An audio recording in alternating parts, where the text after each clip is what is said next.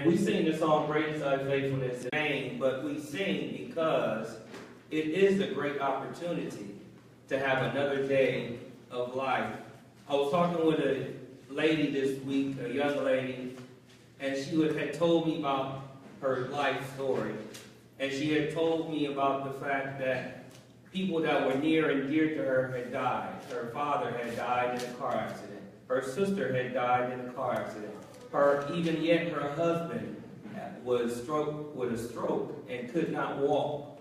So the thing is, you think about your life, you're like, wow, you got to go through different things and we get discouraged. But when you look at other people's story, you go, my goodness. And when she told me all these things, and she had to adopt a kid and raise this child because the mother died in a car accident. And, I was like, wow, I can't complain about anything. Because you never know about what's going to happen in your life. So we have to stay encouraged and keep going. The 23rd Psalms, we're going to look at verse 4. Yea, though I walk through the valley of the shadow of death, I will fear no evil, for thou art with me. Put a pin in that and turn to Ephesians 6 and 16. We're going to put these two together. Yea, though I walk through the valley of the shadow of death, I fear no evil, for thou art with me. Thy rod and thy staff, they comfort me. Ephesians 6:16. When you got it, say amen. Ephesians chapter 6, verse 16. When you got it, say amen. Today we're talking about faith. We're talking about sin. And we're talking about responsibility. We're talking about faith. We're talking about sin. And then we're talking about responsibility. Somebody, Poppy, go ahead and read that. Ephesians 6 and 16.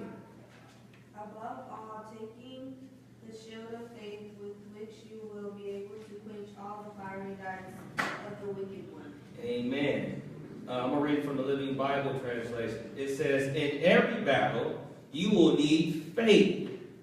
In every battle, you will need faith. You will need faith as your shield to resist the darts of the enemy. In every battle, you will need faith. And this faith will be used as your shield to protect you against the enemy. My question to you is, what can you do without faith? I want you to think about that. What is one thing that you can do without faith? And I challenge you this. There is nothing that you can do without faith. In fact, 2 Corinthians, you have to turn to it. 2 Corinthians 5 and 7. We've all heard this. We walk by faith and not by sight. And it sounds fancy and it's real, picturesque. And we walk by faith and not by sight. But when you evaluate it and you think about it, walking by faith, a baby cannot walk. A child cannot walk. Someone who is having an injury to their spinal cord cannot walk. Yet you and I, we walk by faith. Here's a better example. Most of you in here can ride a bicycle. You can ride a bicycle. But before you can ride that bicycle, if I put you on the bike, you would fall off. However, once you had the faith that you knew that you could ride the bicycle, you rode the bicycle. But more importantly than that is, you could always ride a bicycle. You could have always ridden a bicycle. The problem is, the reason why you didn't ride one is because you didn't know you could ride a bicycle. Or in some instances, you were afraid to ride a bicycle. I ride a motorcycle and people are like, oh, you're going to die, you're going to die, you're going to die. Every time you talk, you're going to die. But when I get on that motorcycle, I have faith that I'm going to get to my next destination. And an interesting thing too, swimming. Everybody in this room can swim. And when I say this, you say, well, I can't swim, I'm afraid of water. And that's the key.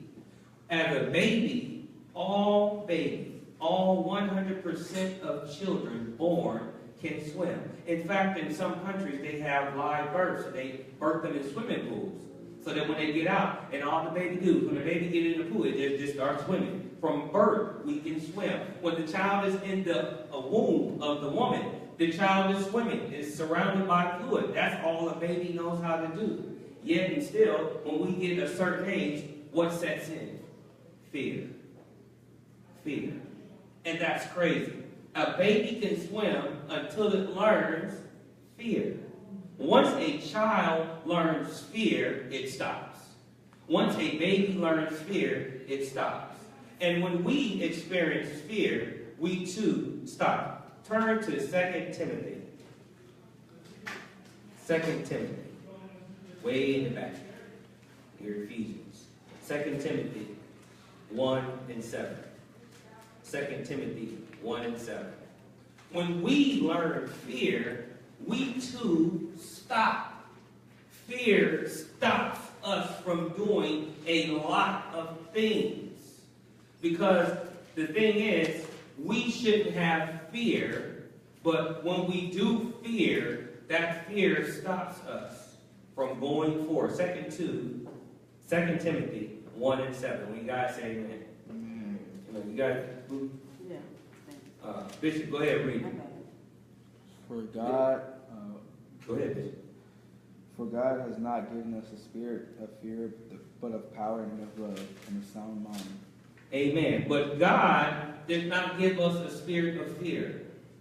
God did not give us a spirit of fear, but of power and of love and a sound mind. God did not tell us to be afraid of anything. In fact, God told us to have power, to have love, and to have a sound mind. And when I looked at sound mind, I said, sound mind, what is a sound mind? I said, okay, I'm not crazy. Okay, I'm not crazy. And then the other part of that sound mind is that I have confidence. See, that sound mind is confidence. So God did not give us a spirit of fear, but of power and of love and of sound mind, which is confidence. So my question is, why are we often afraid? Why are we often afraid to do some of the things that God has charged us to do? Bishop, turn the camera over. It's going sideways. Why are we afraid to do the things that God has charged us to do? For fear is learned and a learned behavior, but that behavior originated with Satan. Satan is the one that gives us the spirit of fear. Satan is the one that tells you can't do that. Satan's the one that says you can't climb that mountain. Satan's the one that tells you can't start that church. You can't build that restaurant. You can't become a doctor. You can't become a journalist. You can't start your own cookie company. Satan's the one that teaches us that. It's a spirit of fear. And God right here says, I did not give you a spirit of fear. So we can't blame God when we don't do stuff. We can't say, I can't do that because God did that. No, God say, go. God gave you a spirit of confidence, the spirit of power, and the spirit of love. So we have to understand where fear comes from. The only entity or the only thing that you should ever fear is God.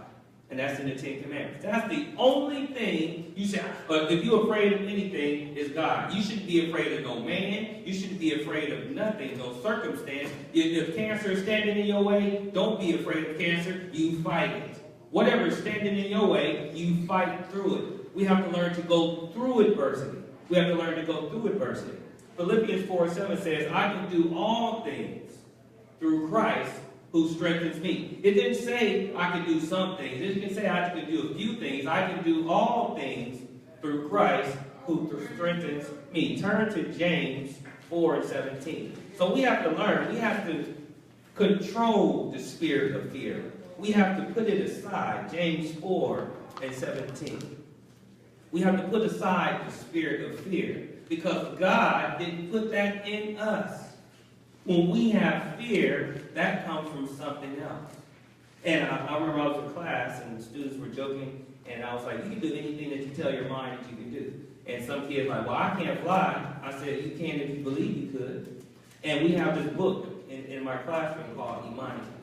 And this book is about a group of Africans that came here as slaves. And they were so sad and depressed. And one day, they all disappeared. And one of the other slaves told the other slaves that say, where is that tribe? And they all flew away. And then that became the story that was passed down from generation to generation. So the thing was, how did they fly away? You can do anything you put your mind to it. The reason why most of us don't do things is because we say we can't. And once you say you can't, then you won't. And a wise man once said, fear and faith are not the same things. They're totally opposite of each other. If you have fear, you can't have faith. They don't go hand in hand. They're totally opposite of each other. Amen. James 4:17. Somebody read it. Therefore, to him who knows to do good and does not do good, to him it is sin. Is that? Yeah, that's it. Therefore, to him that knows to do good and does not do good, it is a sin. Therefore, to him that knows to do good but does not do it, it becomes a sin. In the Living Bible translation, it says, knowing what is right to do and then not doing it is a sin. If you see something that you're supposed to do and you don't do it, then that is a sin. I didn't write it. God wrote it. So the thing is, when we don't do the things we're supposed to do, we in fact step into the realm of sin. And I'm guilty of this. I've been trying. I'm going to do a whole lot of different things. I just never did it because I was afraid. And sometimes we don't do things because we don't feel like it. I don't feel like doing that. You know, the dishes in the sink, and you walk right by. Just keep walking right by the same plate. Just looking at it. Yeah, my daughter just pointed at it. You keep looking at it, and I don't pick up the dish, and I don't wash it because I didn't want to wash the dishes. But if it's my night, and I don't do it, then that becomes a sin charged to me. But most of us don't do things out of fear. Most of us don't do things out of fear. And that's the biggest reason why a lot of us don't progress in life. My wife was telling me this morning that her good friend is going on and furthering her education. And all I can say to that, kudos, girl, do it. You know, keep going. If that's what you've been charged with, keep going. You keep going with that. Well, whatever it is, don't stop because of fear. I know this young lady who didn't go to college, she said, I couldn't afford it. I said, child, go.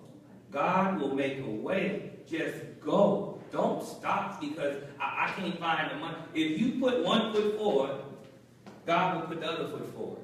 When I started this church, I heard many dissensions and I can't do it and this and that, why this and that. But the thing is, they said you wouldn't be able to afford it. I said, okay, that's true because we have a small, the grouping is small, and most of y'all are young, so you ain't paying no tithes. So the grouping is small, so most of the cost, I have to front the cost. So the thing is, it was like, wow. Ever since we started the church, I've been able to do everything I'm supposed to do. So what happens is, when you make a move, God will make a move too. When we moved to Los Angeles, we had to rent the home that we're in now. The rent is $700 more than the rent we was paying in Rialto, than the mortgage we was paying in Rialto. But what the thing was, we knew that we had to make this transition. We had to step out in faith. Sometimes you have to step out in faith, and what God will do is, He will do the rest. Because if we don't step out in faith, if we stay in fear, then we don't get to the places that we're supposed to go.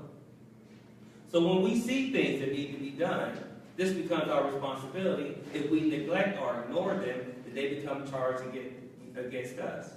So sometimes faith will take you out of your comfort zone. Faith sometimes will take you out of your comfort zone. Let's turn back to Psalms 23 and 4. Faith sometimes will take you out of comfort. Psalms 23 and 4. Yea, though I walk through the valley of the shadow of death. Sometimes faith will take you to the valley of the shadow of death. Yea, though I walk through negativity. Yea, though I have to drive through South Central where there's drive-by shootings. Yea, though I have to walk in these situations where I'm not liked. Yea, though I walk. But the thing is, we have to continue walking. We have to keep walking. It says, yea, though I walk. We are walking through the valley. We are walking through negativity. We are walking through all these different things. But the thing is, what are we doing? Walking. Notice right there in that passage, it didn't say, yea, though I stop. It didn't say you get to the valley and stop. Many of us get to negative situations and we stop. And you look at the situation, you go, oh well, I guess I ain't gonna get through here. This is a valley. I ain't going through that valley. We get to these situations and we stop. Like when I got kicked out of college. And they told me it's over. I got the letter, get out. Literally, get out. You are no longer in the School of Medicine at University of California, Irvine. I said, oh my God. So it was a stop. And I had stopped on the bridge one night because Big Mama had just died. I got kicked out of college, and now I didn't have anywhere to live. I was out the dorms. So I was homeless, out of college, and the money is going to be cut off. No more financial aid. I'm out of college. I could have stopped. And I did stop. I stopped on the bridge, actually. And I didn't think to jump. The bridge was only 12 feet. I wouldn't have died anyway. But the thing was, I stopped on the bridge, and I cried. And then I went home. And the next day, I came to school, and I saw a friend. And I was like, you know, man, I got kicked out of school. He said, hey, you know, all you got to do is go to junior college. I said, what? He said, yeah, let's go to a JC and take a couple classes. I said, you can do that? He said, yeah. And so I went to the JC. It took a year. But after going through that process, I was able to get back in. So the thing was, I didn't stop. I kept going. I just went, this was cut off. I just went a different direction. And I got right back on the same path. We can't stop when things get hard for us. And a lot of us do. A lot of us, marriage, I was telling my daughter, marriage is tough. You know, you got to live with the same person for 25, 30 years, and wake up and you look at him and they look at you, oh, Lord, he's still here. He's still here. You know, so the thing is, hey, look, my wife just did it. So that's tough. It's not easy. But and I tell young people, you just keep going. So many of us quit. When things get tough, we out the door. It's my way or the highway, and we gone. But when you stop, then what you lose is what would have happened if you would have kept going. What if Dr. King, and I told my daughter this the other day, Dr. King was born to a very affluent family.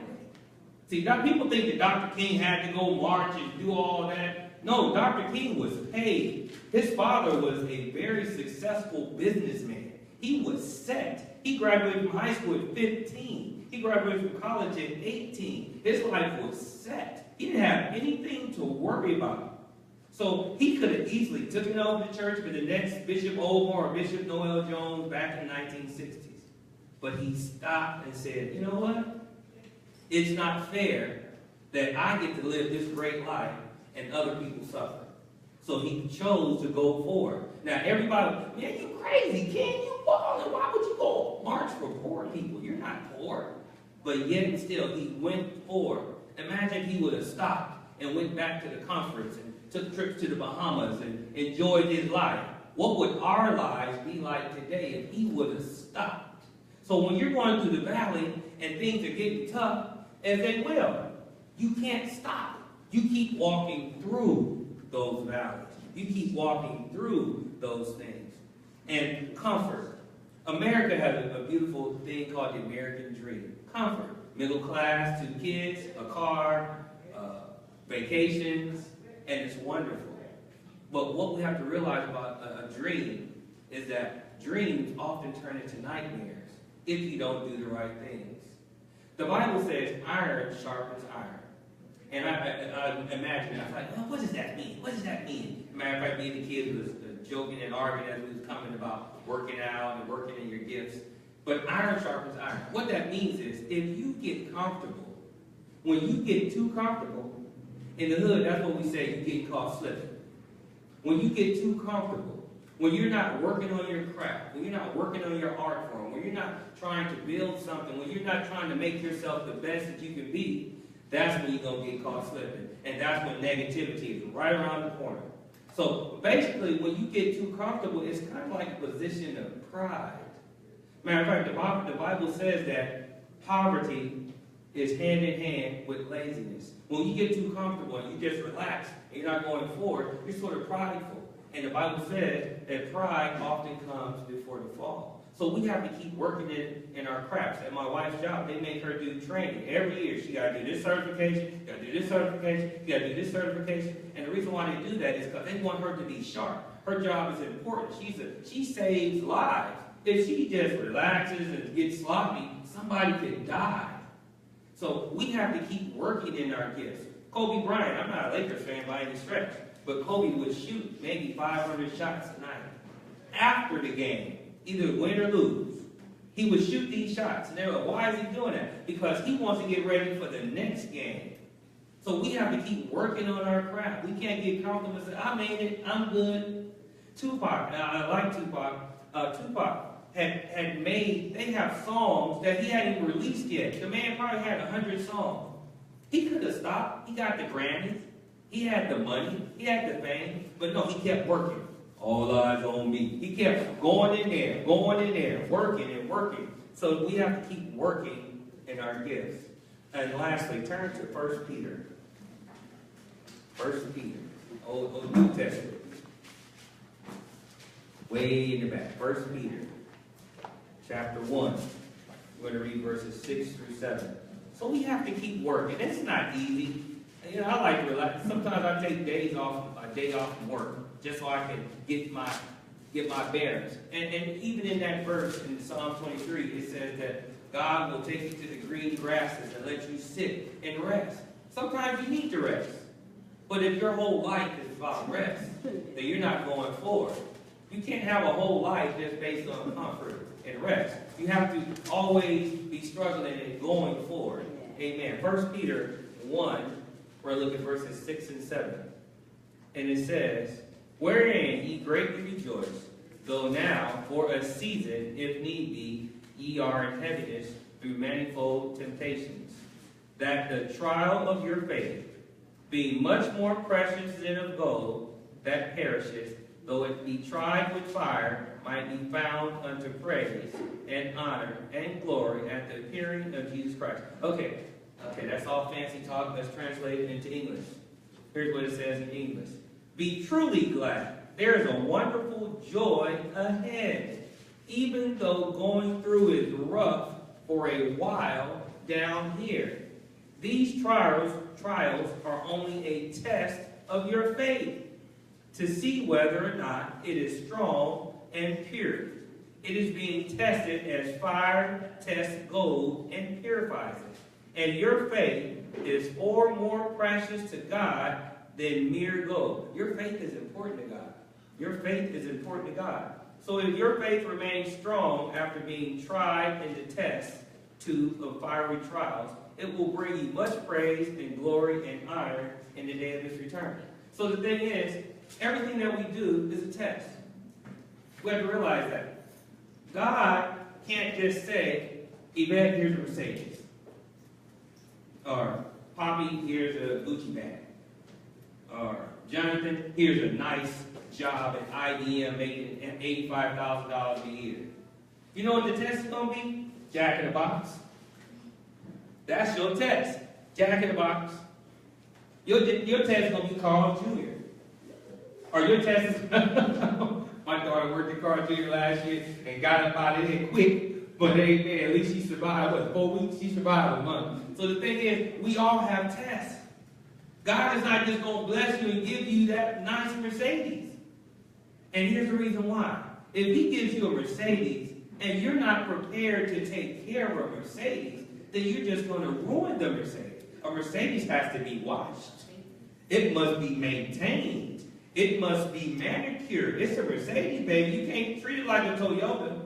It's a different. That's why it costs so much money. It's not a Toyota. It's a Mercedes. You got to treat it a certain way. So what that means, you have to be of a certain stature to treat it a certain. It's so crazy. We live in the neighborhood now, and I see Mercedes with dents in it. I'm like, ugh. Are you serious? Really? Or with paint rusted. Ugh. Your Mercedes, girl, your paint. That's a Mercedes, boo. It's supposed to be taken care of. And if you can't take care of it, you don't need no Mercedes. So the thing is, and consider this. I was telling my son when I was young, I used to date around town. So, some of the girls, and the kids always laugh at me, you always say ugly girls is cute. And so the thing is, I learned this. You got to go through a couple mud ducts to get to a fine. You just can't start off with an Yvette. You got to go through a couple Bashikas and Bashibas and a couple Boo-Boos and a couple Fifis because once you got to get some practice under your belt, you just can't start off with those Cadillacs. You got to start off with a Hyundai and work your way up. So we have to get tested and go through the test and learn and learn. And every test that you go through, you get better. Every test that you go through, you get better. So yeah, life is going to be tough sometimes.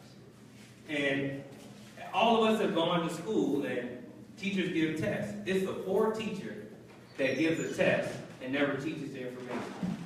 See, let me tell you this about a test. I can't give a test if I didn't teach the information. See, God gives us a test, or he allows Satan to put us through tests. The reason why he allows Satan to put us through tests, or the reason why God tests us, is guess what? He already gave you the answers to the test. He don't give you no test that you can't pass. God will never put you in a situation that you can't get through if you are a child of God. Now, if you're outside of the will of God, that's a whole different discussion. But if you're a child of God and you're coming through a situation, it's a reason for it. Last year, our football team played Santa Monica High School, and we got beat. It was Santa Monica, right? Okay, the reason why we got beat was those kids came from families, most of which have mothers and fathers, and those kids eat meals. They eat 3 meals a day, breakfast, lunch, and dinner. They have some snacks. They got a little pocket money to go to the mall and buy whatever, the little bagel or whatever y'all buy at the mall, wasting money. Okay, so those kids are taken care of. Our kids, for lunch, eat hot Cheetos and a bag of Kool-Aid with a lollipop in it. Now, so the game was, we were winning, but at the second half of the game, when the hot Cheeto energy ran out, that kid that would eat the apple, now he's strong. Because he's in the next quarter. He's strong because he got good stuff in him. Now, let's see, how does that work? God is preparing you by strengthening you and nurturing you. So everything that you went through up to this point, God put good stuff in you, so he saw there's a test coming, and I need Niles ready for the test. I need you prepared. So he's prepared you. So when you get to the test, I'm like, oh my God, here's the test. Just go through it, because you're already prepared for it. He's prepared you for it. When I see people and they're going through sicknesses, and I'm like, you know what? You're sick right now. You got cancer. I got a couple of young students who got cancer. So my thing is, this is a test. You've been prepared to deal with this. Deal with the test. So the thing is, how do you deal with it? There are many answers. This book has answers to 99.9% of all of them. But most of the answers are already in you. You just got to shake your brain. Oh, that's what I do. This is what I do. You've been prepared for everything that you're going to go through. You've been prepared. There are going to be some surprises. Riding my motorcycle for 11 years, sometimes people will cut you off. And I'll watch that accident. I was a young man that died in a motorcycle accident the other day. And I'll watch the video. And what I saw was, he wasn't prepared. When I talk to young bike riders, I said, look, nobody sees you. So just imagine that. Nobody sees you. You're not even here. When you ride that bike, you're invisible. So you need to act like you're invisible. You need to make the most noise. You need to knock. You need to clap. If you got to jump up there and do what you got to do, you have to make sure that you are seen, because they don't see you. You have to be prepared. So whatever we do in life, we have to be prepared for that. And God has prepared us. Ephesians 6:16 says that God gave us a shield of faith. And Psalm 23 says he gave us a staff and a rod. He gave us a shield of faith. You have a shield. Your faith is your shield. Let's break that down. What that means is the faith that you have will protect you. Your faith will protect you. That's what it's designed for. It's designed to protect you so you can go forward. My son had an injury this past school year, and we prayed and fasted, and God healed him.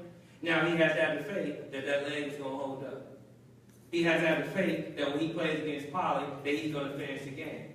And his faith. If he goes forward in faith, he will go through. And 20 years from now, when he has his church and he's a great bishop, and he's going to tell them about his injury, and they're going to be like, wow, he overcame that. Most people have to go through surgery. Most people, that's a career ender. Most people do this. But he said, I had faith and I went through it.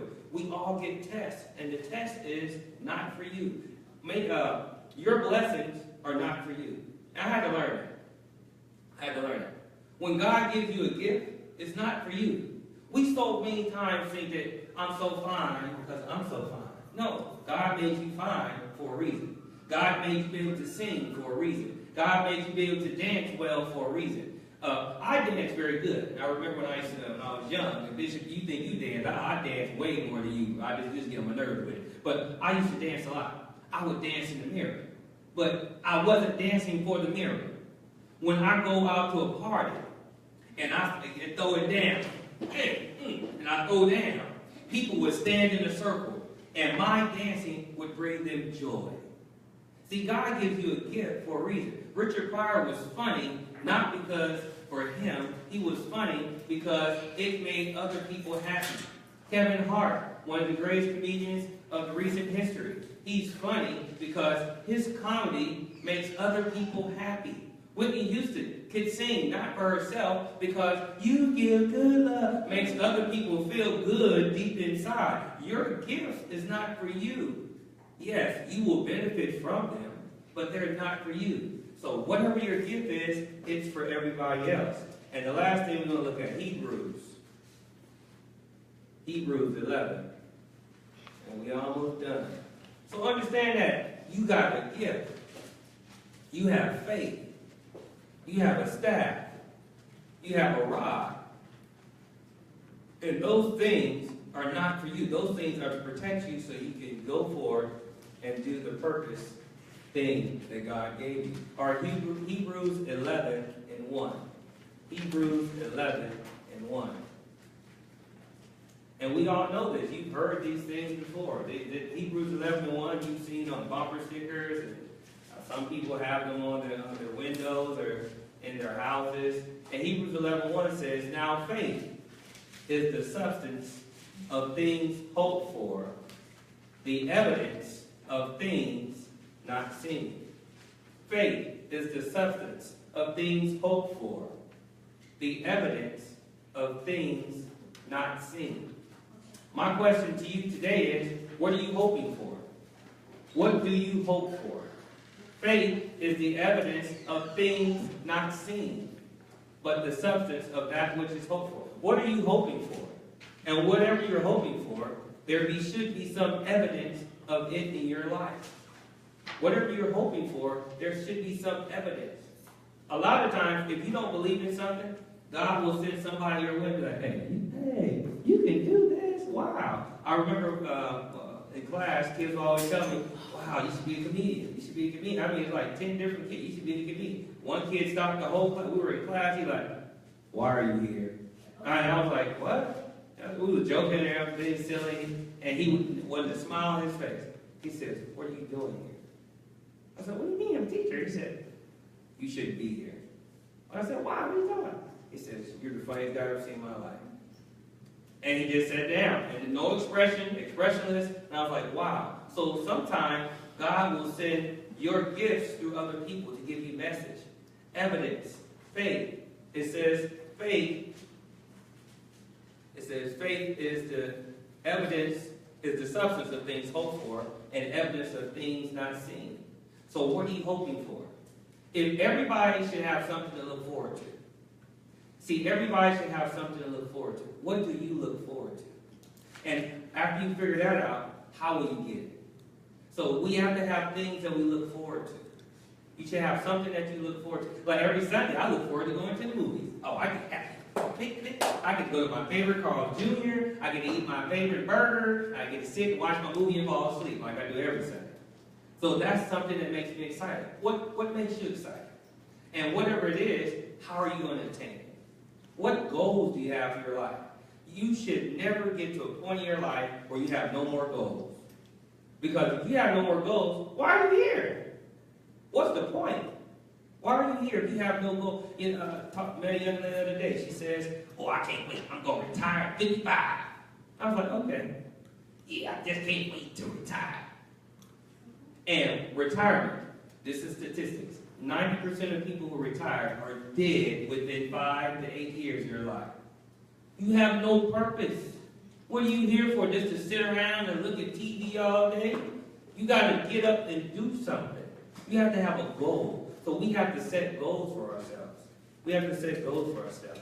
So we'll wrap it up on this. Keep walking. Keep hoping. For faith, for we walk by faith and not by sight. We all walk by faith and not by sight. It's faith that allows us to walk. It's that faith. Keep believing in yourself. Keep hoping in yourself. Have faith to go forward. Have a goal. You young people, most of you guys are young, have goals. Every 5 years, I want to do this. I want to do that. Set goals in your life. And it's okay. You know what? Sometimes we don't reach our goals. What they say, if you shoot for the stars, you'll land in the cloud. So sometimes you don't reach the goal. I started off college going to be a doctor. I ended up a teacher. I'm good. So the thing is, sometimes you don't reach those goals, but you'll land in the cloud. But if you don't have a goal to begin with, wow, what do you have? So we have to have goals. Set goals. Set daily goals. This week I set a goal. I'm going to be on time every day this week. Bishop, we leave it at 7:45. So you're going to be up in the car by 7:45. So the thing is, I've set a goal. Set a goal for yourself. And it doesn't have to be grand, lofty goals. They can just be small things. Because everything, when you make an improvement on yourself, then you improve yourself. Improve yourself. Set goals. Set goals. Amen. So keep this in mind. We walk by faith and not by sight. If you see something that needs to be done, then it's your responsibility to do it. And God did not give you the spirit of fear. Amen. Wrap it up. Bishop. Clap it out. Amen. Amen. Amen. So keep that in mind.